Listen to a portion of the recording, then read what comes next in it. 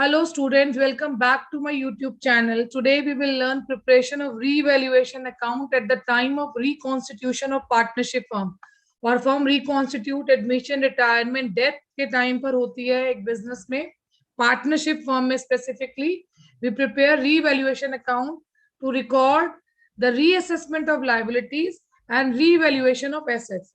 Now before preparing revaluation account हम पहले nominal account के रूल्स को जो है वो रिकॉल करेंगे. और हमारे पास रूल क्या कहता है कि जितने भी लॉसेस हैं और जितने भी एक्सपेंसेस हैं वो सभी क्या होंगे, डेबिट होंगे. और जितनी भी इनकम्स और गेन्स हैं वो क्या होंगी, क्रेडिट होंगी.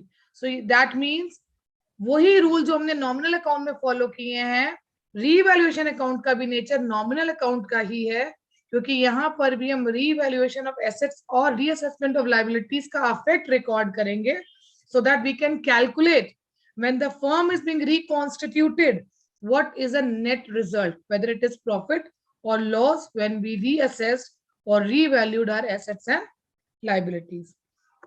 तो सबसे पहले बेटा हमने डेबिट साइड में रिकॉर्ड किया decrease in asset. Class 11th का अपना टॉपिक जो है पीएनएल अकाउंट, उसको अगर आप थोड़ा सा रिकॉल करोगे, यू ऑल नो दैट हम डेप्रिसिएशन को प्रॉफिट एंड लॉस अकाउंट के डेबिट साइड लिख रहे थे. दैट मींस रूल क्या कह रहा है, ऑल लॉसेस आर डेबिटेड. तो यहाँ पर भी decrease in the value of asset is a type of loss, so that loss will be debited now in revaluation account. At the same time अगर liabilities बढ़ रही हैं तो अगेन पार्टनरशिप फॉर्म के लिए वो एक तरह का लॉस ही है, इसलिए ये भी डेबिट होगा.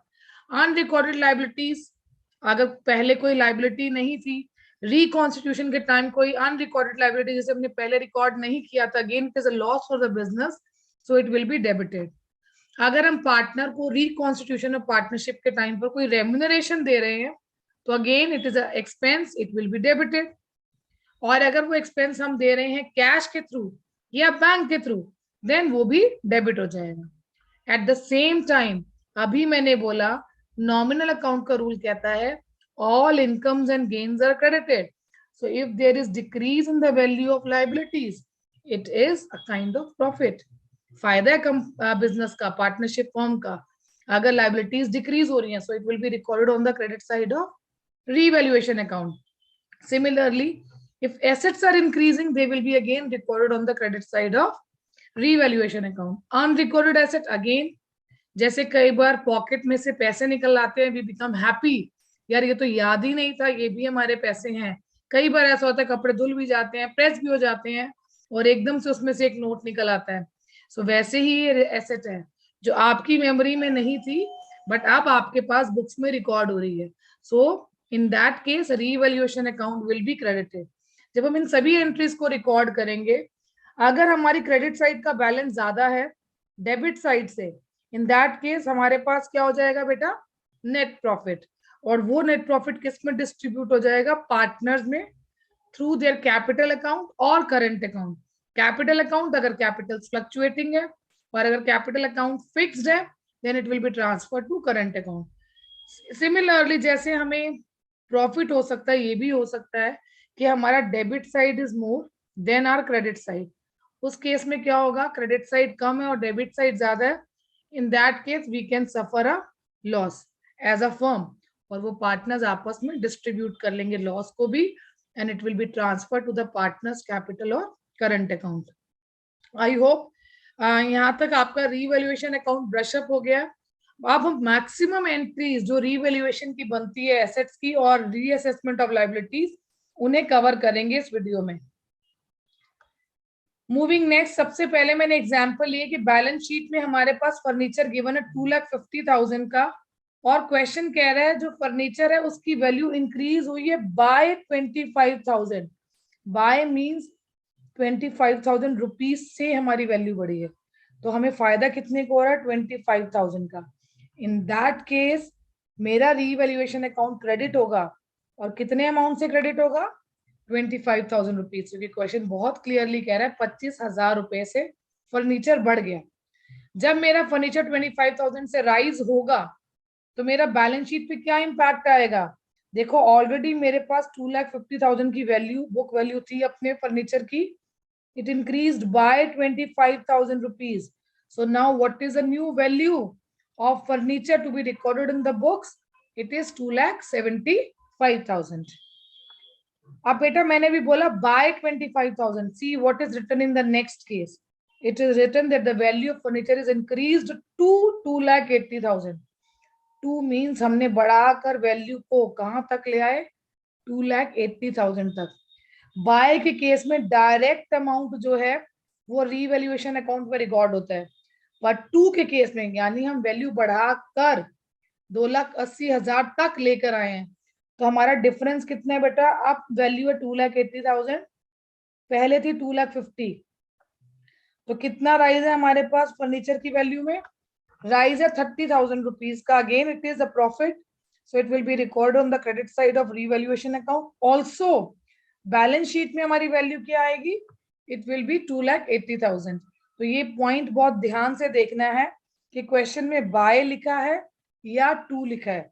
रीवैल्यूएशन के लिए स्पेसिफिकली अगर बाय लिखा है तो डायरेक्ट अमाउंट आ जाएगा 25,000, और अगर लिखा है up to whatever amount, so we will take the difference between the book value and the revalued value of the asset. I hope this case is clear.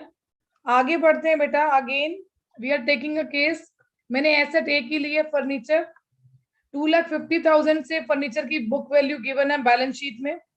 अब अगेन वही केस लिया है मैंने इंक्रीज की जगह डिक्रीज में. Now I know you everybody of you can answer that when it is decrease in the value of asset, it will be recorded on the debit side.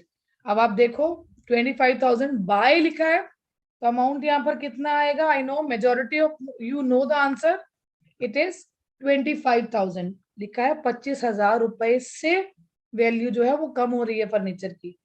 अब balance sheet पे क्या impact आएगा, balance sheet में भी पहले हमारा furniture 2,50,000 rupees का था. Now it is decreasing by 25,000. So the new value of furniture in the books will be 2,25,000 after subtracting this decrease. I hope it is clear. Now again a case. One case I have taken with buy. Another case I have taken with 2. The value of furniture is decreased to rupees 2,20,000. So whenever it is a case of 2, you have to take the difference of both the values of furniture to know what is the amount with which the furniture has decreased. तो देखो 2.5 लाख का furniture 2,20,000 का बचा है. So what is the fall in the value of asset? It is 30,000 rupees. And what is the book value of furniture or the revised value of furniture that we will record in the balance sheet? It is 2,20,000. I hope ये 2 और by increase और decrease दोनों में clear हो गया. आगे बढ़े. हमारे पास ये भी केस आ सकता है, हमारे पास बुक वैल्यू गिवन है फर्नीचर की 2,50,000 और किसी वैल्यू पर पार्टनर उस एसेट को ले गया. अब पार्टनर लेके जा रहा है एसेट को. यहाँ पर देखो what is the value of furniture, it is 2,50,000 and the partner A is taking it for 2,65,000. सो आपकी वैल्यू एसेट की बढ़ रही है, तो जो भी इंक्रीज डिक्रीज है एसेट का वो तो रीवैल्यूएशन में जाएगा ही. So there is an increase in the value of furniture by 15,000. But now, because the asset has been taken over by A, तो बैलेंस शीट में इम्पैक्ट नहीं आएगा. इम्पैक्ट कहाँ आएगा, ए की कैपिटल डिक्रीज हो जाएगी. अगर कोई पार्टनर बिजनेस में से एसेट ले जाएगा तो उतनी ही वैल्यू उसकी कैपिटल की हम डिक्रीज कर देंगे. So what is the value at which A is taking the furniture, it is 2,65,000. But it is not always so that the partner is taking the asset at increased value. It can also happen that the partner is taking the value of the furniture at a lower price. So let's say the value of the asset is 2,50,000 and the partner is agreeing to take it for 2,10,000. So there is fall. Fall will be recorded on the debit side of revaluation account. और fall कितने का है, पहले value थी 2,50,000 और अब है 2,10,000, तो फॉल हो रहा है 40,000 का. और जब हम कैपिटल डिक्रीज करेंगे पार्टनर की, तो पार्टनर की कैपिटल 2,10,000 से डिक्रीज करेंगे. देखो नॉर्मल लाइफ में अगर मान लो मैं और आप पार्टनर हैं और बिजनेस में हमने अमाउंट इन्वेस्ट किया और मैं बिजनेस में से फर्नीचर ले जाऊं, तो आप ऐसे तो नहीं लेकर जाने दोगे ना. आप कहोगे भाई आपने बिजनेस में 5 लाख रुपए लगाए थे, you are taking an asset of 2,10,000. So the remaining balance you can take now from the firm as capital. So this is how this happened. in real life. So the same thing we are applying in business. Whenever capital falls, it falls on the debit side. I hope it is clear. Moving next, we have now case of furniture being undervalued. और undervalued value जो हमारी balance sheet में अभी है वो 18,000 है। यानी जब हमने अपनी बुक्स को देखा तो हमने देखा हमने अपने फर्नीचर को ना कम वैल्यू पर रिकॉर्ड किया हुआ है। सो लेट दैट कॉस्ट जिस पर उसको रिकॉर्ड होना चाहिए बी एक्स। अब हमने इसको कम वैल्यू पर रिकॉर्ड किया और कितने परसेंट कम पर रिकॉर्ड किया? 10%। 10% of what ever be the cost. और कितने में बुक्स में दिखाया बेटा? 18,000 में। तो देखो हमने कितने अमाउंट से डिक्रीज किया है। एक 100% वाली एसेट को हमने बुक्स में 90% पर दिखाया हुआ है। So what will be the value? It is 100 upon 90, so the value is 20,000. So we can see here that we have to increase our furniture by 2,000 rupees. तो यहाँ पर 2,000 से बढ़ाएंगे और फर्नीचर हमारी बैलेंस शीट में कितने का आएगा बेटा? 20,000 का। 18,000 को ऑलरेडी रिकॉर्डेड है, 2,000 से इंक्रीज हो गया, so now it will be recorded at 20,000। Moving ahead, ऐसा तो नहीं है एसेट अंडर वैल्यू ही होगी, हो सकता है हमने एसेट ओवर वैल्यू कर दी और अपनी बुक्स में कितने की दिखा दी? 22,000 की। तो let the actual value be X और उसमें कितने परसेंट इंक्रीज है? 10%। यानी जो एसेट हमें 100% पे दिखानी चाहिए हमने उसको 110 पर दिखाया हुआ है। अब हमें दोबारा से 100% पे लाना है। So what we will do? We will do 100 upon 110। और उस केस में हमारी जो एसेट है that is falling, so fall will be recorded on the debit side of revaluation account और बैलेंस शीट में हमारा जो फर्नीचर है वो रिकॉर्ड हो जाएगा 20,000 में। I hope both the cases are clear. आगे बढ़ते हैं बेटा। बैलेंस शीट में डेटर्स गिवन है। डेटर वाली एंट्री से बच्चे बहुत डरते हैं रीवैल्यूएशन अकाउंट में। देखो बहुत ही आसान है डेटर का केस। आपके पास बुक में डेटर्स गिवन है 4,05,000 के। क्वेश्चन कह रहा है कि आपके पास जो डेटर्स हैं 5,000 के वो इंसॉल्वेंट हो गए हैं, तो बैड डेट है। बैड डेट मींस वो डेटर्स जो पैसा नहीं दे रहे हैं, तो ये लॉस है। ये कहाँ रिकॉर्ड होगा? आपकी बैलेंस शीट में एसेट साइड में डेटर में से डिक्रीज माइनस कर देंगे और रीवैल्यूएशन में जो 5,000 का लॉस है वो डेबिट कर देंगे। So this is how it will be reflected in revaluation account and in balance sheet. आगे बढ़े, अगर मान लो 5,000 के बैड डेट के बाद हमें ऐसा लगा कि हमें 10% का प्रोविजन मेंटेन करना चाहिए, तो देखो हमारे पास डेटर थे 4,05,000 के, 5,000 के तो फॉर श्योर बैड हो ही गए हैं, तो रिमेनिंग कितने बच गए? 4 लाख के। 4 लाख में से भी हम कह रहे हैं मान लेते 10% लोग और पैसा नहीं देंगे, तो ये दोनों ही फॉल हैं जो मेरी एसेट को डिक्रीज कर रहे हैं। अगेन ये 40,000 का प्रोविजन जो कि मेरे डेटर्स को डिक्रीज कर रहा है, कहाँ रिकॉर्ड होगा बेटा? रीवैल्यूएशन के डेबिट साइड में, and also it will be subtracted from debtors. So the final amount that will be reflected for debtors in balance sheet is 3,60,000. I hope this case is clear. Moving ahead, अब हमारे पास next case है। Balance sheet में debtors given है 95,000 के और already provision है हमारे पास 10,000 rupees की, और क्वेश्चन कह रहा है भाई सभी डेटर गुड है, सभी पैसे दे देंगे, तो यानी ये प्रोविजन मेंटेन करने की जरूरत नहीं है। Provision otherwise is a separate account which is shown on the liability side of balance sheet. तो एक तरह से liability घट रही है, तो provision for doubtful debt हम कहाँ रिकॉर्ड करेंगे? रीवैल्यूएशन के क्रेडिट साइड में 10,000 रुपीज, और अपने डेटर्स जो हैं वो बुक्स में 95,000 के ही रिफ्लेक्ट कर देंगे। I hope this case is clear. Moving next, हमारे पास क्वेश्चन में डेटर्स गिवन है 20,000 के और प्रोविजन फॉर डाउटफुल डेट, मतलब हमने पहले ही अपने लॉस के लिए प्रोवाइड किया हुआ 500 rupees. Now in this question provision for doubtful debt को मैं बढ़ाना है 5% तक, अप टू 5%। तो देखो डेटर्स है 20,000 के, अगर मैं 5% की प्रोविजन बनाना चाहती हूँ तो मुझे 1,000 तक की प्रोविजन बनानी है। ऑलरेडी 500 की प्रोविजन में बना चुकी हूँ, तो मुझे बताओ और कितने की प्रोविजन बनानी है? 500 की। This 500 is a loss because this is going to decrease my debtors. तो मैंने ये प्रोविजन फॉर डाउटफुल डेट जो रिमेनिंग अफेक्ट है 1,000 रुपए का टोटल मुझे provision for doubtful debt maintain करना है, 500 का ऑलरेडी मेंटेन्ड है, तो मेरा नेट लॉस कितने का है? 500 का और. So now 1000 will be subtracted from debtors and we will reflect debtors at rupees 19,000 in balance sheet.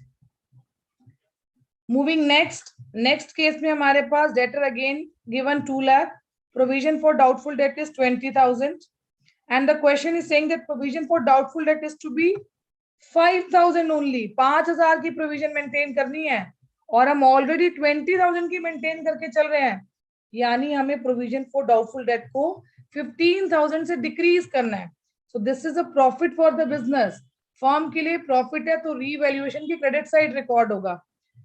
15,000 का प्रॉफिट हो गया, जबकि हम अपने डेटर्स में से अब रिमेनिंग सिर्फ 5,000 माइनस करेंगे और बैलेंस शीट में जो अपने डेटर्स हैं वो 1,95,000 पर शो करेंगे.